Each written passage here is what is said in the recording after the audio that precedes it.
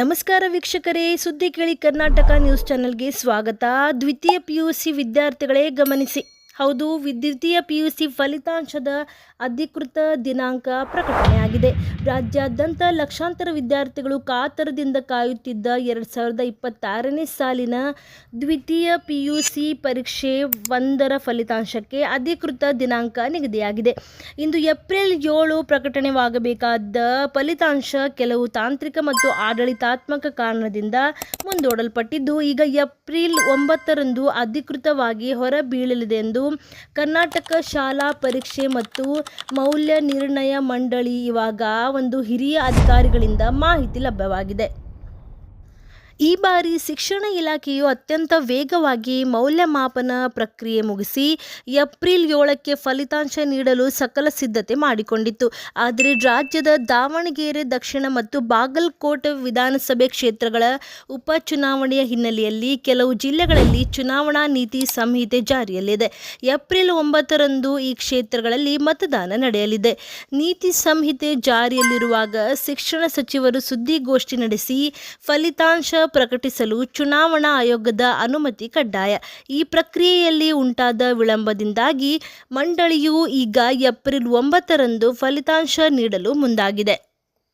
ಈ ವರ್ಷ February 28ರಿಂದ March 17ರವರೆಗೆ ನಡೆದ ದ್ವಿತೀಯ PUC ಪರೀಕ್ಷೆಗಳನ್ನು ರಾಜ್ಯಾದ್ಯಂತ 7 ಲಕ್ಷಕ್ಕೂ ಹೆಚ್ಚು ವಿದ್ಯಾರ್ಥಿಗಳು ಬರೆದಿದ್ದಾರೆ. ಪರೀಕ್ಷೆ ಮುಗಿದ ಕೆಲವೇ ದಿನಗಳಲ್ಲಿ ಫಲಿತಾಂಶ ನೀಡುವ ಮೂಲಕ ದಾಖಲೆ ಬರೆಯಲು ಸಜ್ಜರಾಗಿರುವ ಮಂಡಳಿಯು ಈಗ ಅಂತಿಮ ಹಂತದ ಕೆಲಸಗಳಲ್ಲಿ ಬ್ಯುಸಿಯಾಗಿದೆ. ಇಂದು ಬೆಳಗ್ಗೆಯಿಂದಲೇ ಫಲಿತಾಂಶಕ್ಕಾಗಿ ವೆಬ್ಸೈಟ್ನಲ್ಲಿ ಕಾಯುತ್ತಿದ್ದ ವಿದ್ಯಾರ್ಥಿಗಳಿಗೆ ಈ ಸುದ್ದಿ ತುಸು ಸಮಾಧಾನ ತಂದಿದೆ. ಇನ್ನು ಫಲಿತಾಂಶ ನೋಡುವುದು ಹೇಗೆ, ಬನ್ನಿ ನಾನು ನಿಮಗೆ ತಿಳಿಸಿಕೊಡ್ತಾ ಇದ್ದೀನಿ. ಏಪ್ರಿಲ್ 9ರಂದು ಫಲಿತಾಂಶ ಪ್ರಕಟಣೆಯಾದ ತಕ್ಷಣ ವಿದ್ಯಾರ್ಥಿಗಳು ಆನ್ಲೈನ್ ಮೂಲಕ ತಮ್ಮ ಅಂಕಗಳನ್ನು ಪರಿಶೀಲಿಸಬಹುದು. ಮೊದಲು ಅಧಿಕೃತ ವೆಬ್ಸೈಟ್ ಅಂದರೆ ಸ್ಕ್ರೀನ್ ಮೇಲೆ ಕಾಣುತ್ತಿರುವ ವೆಬ್ಸೈಟ್ಗೆ ನೀವು ಭೇಟಿ ನೀಡಿ ನಂತರ ಮುಖಪುಟದಲ್ಲಿ ಸೆಕೆಂಡ್ PUC ರಿಸಲ್ಟ್ 2026 ಲಿಂಕ್ ಮೇಲೆ ಕ್ಲಿಕ್ ಮಾಡಬೇಕು. ನಂತರ ನಿಮ್ಮ ನೋಂದಣಿ ಸಂಖ್ಯೆ ಅಂದರೆ ರಿಜಿಸ್ಟ್ರೇಷನ್ ನಂಬರ್ ಮತ್ತು ಜನ್ಮ ದಿನಾಂಕವನ್ನು ನಮೂದಿಸಿದ ನಂತರ ನೀವು ಕೆಳಗೆ ಸಬ್ಮಿಟ್ ಬಟನ್ ಒತ್ತಿದ ಕೂಡಲೇ ನಿಮ್ಮ ಅಂಕಪಟ್ಟಿ ಪರದೆ ಮೇಲೆ ಕಾಣಿಸುತ್ತದೆ. ವಿದ್ಯಾರ್ಥಿಗಳು ಯಾವುದೇ ಅನುಮಾನದ ಲಿಂಕ್ಗಳನ್ನು ಕ್ಲಿಕ್ ಮಾಡದೆ ಮಂಡಳಿಯ ಅಧಿಕೃತ ಪೋರ್ಟಲ್ ಮಾತ್ರ ಬಳಸುವಂತೆ ಸೂಚಿಸಲಾಗಿದೆ. ಫಲಿತಾಂಶದ ದಿನದಂದು ಸಂಭವಿಸಬಹುದಾದ ಸರ್ವರ್ ಸಮಸ್ಯೆಯನ್ನು ತಡೆಗಟ್ಟಲು ಹೆಚ್ಚುವರಿ ಸರ್ವರ್ಗಳನ್ನು ಅದರ ವ್ಯವಸ್ಥೆಗಳನ್ನು ಕೂಡ ಇಲಾಖೆ ಮಾಡಿಕೊಂಡಿದೆ. ವಿದ್ಯಾರ್ಥಿಗಳೇ, ನೀವು ನೋಡುತ್ತಿರಬಹುದು ಸ್ಕ್ರೀನ್ ಮೇಲೆ ಕಾಣುತ್ತಿರುವ ಈ ಪೇಜ್ ಏನಿದೆ, ಇದು ದ್ವಿತೀಯ PUC ಫಲಿತಾಂಶದ ಪ್ರಕಟಣೆಯ ವೆಬ್ಸೈಟ್. ಹೌದು, ನೀವು ಕೂಡ ಈ ಥರ ಚೆಕ್ ಮಾಡಬಹುದು. ಆಗಲೇ ಇಂದು ಏಪ್ರಿಲ್ 9 ರಿಸಲ್ಟ್ ಅನೌನ್ಸ್ ಆಗಿದೆ. ಆದರೆ ಸರ್ವರ್ ಬ್ಯುಸಿ ಕಾರಣದಿಂದ ವಿದ್ಯಾರ್ಥಿಗಳು ತಮ್ಮ ಅಂಕಪುಟವನ್ನು ನೋಡಲು ಸಾಧ್ಯವಾಗುತ್ತಿಲ್ಲ. ನೀವು ಕೂಡ ದ್ವಿತೀಯ PUC ಸ್ಟೂಡೆಂಟ್ ಆಗಿದ್ದರೆ ಅಥವಾ ದ್ವಿತೀಯ PUC ಸ್ಟೂಡೆಂಟ್ ಪಾಲಕರಾಗಿದ್ದರೆ ದಯವಿಟ್ಟು ನನ್ನ ಚಾನಲ್ಗೆ ಸಬ್ಸ್ಕ್ರೈಬ್ ಮಾಡೋದನ್ನು ಮರಿಬೇಡಿ. ಏಕೆಂದರೆ ಮುಂಬರುವ ಕರ್ನಾಟಕ ರಾಜ್ಯದ ಎಲ್ಲ ಮಾಹಿತಿಯನ್ನು ನಾನು ನಿಮಗೆ ಮೊದಲ ಬಾರಿ ತಲುಪಿಸ್ತೇನೆ. ಆದ ಕಾರಣ ನೀವು ಈಗಲೇ ನನ್ನ ಚಾನಲ್ಗೆ ಸಬ್ಸ್ಕ್ರೈಬ್ ಮಾಡೋದನ್ನು ಮರಿಬೇಡಿ ಸ್ನೇಹಿತರೆ. ಇನ್ನು ಮತ್ತೊಂದೆಡೆಯಲ್ಲಿ ದೇಶದ ರೈತರಿಗೆ ಕೇಂದ್ರದಿಂದ ಗುಡ್ ನ್ಯೂಸ್. ಮುಂಗಾರು ಬೆಳೆಗಳಿಗೆ 41,534 ಕೋಟಿ ರೂಪಾಯಿಯ ರಸಗೊಬ್ಬರ ಸಬ್ಸಿಡಿ ಘೋಷಣೆ.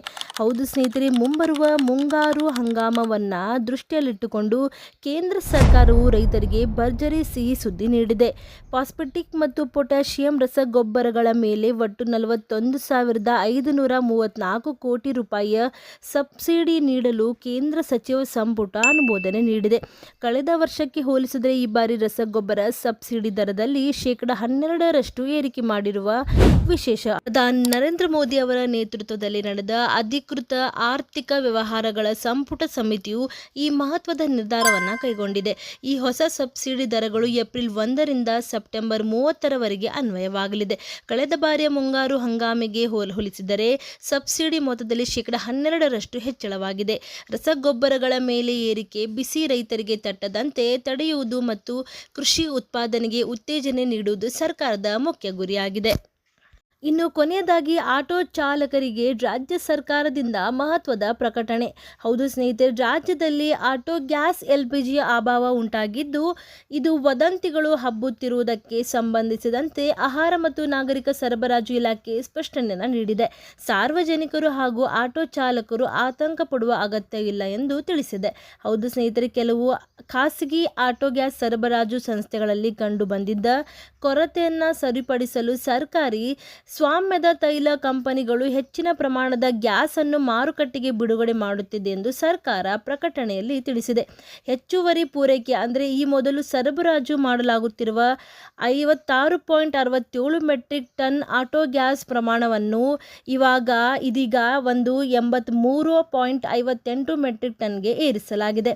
ತೈಲ ಕಂಪನಿಗಳ ಸಹಕಾರ ಅಂದರೆ ಕೇಂದ್ರ ಸರ್ಕಾರದ ಅಧೀನದ IOC ಮತ್ತು BPC ಹಾಗೂ HPC ಕಂಪನಿಗಳು ಕಳೆದ 5 ದಿನಗಳಿಂದ ನಿರಂತರವಾಗಿ ಹೆಚ್ಚಿನ ಪ್ರಮಾಣದ ಗ್ಯಾಸ್ ಪೂರೈಸುತ್ತಿದೆ.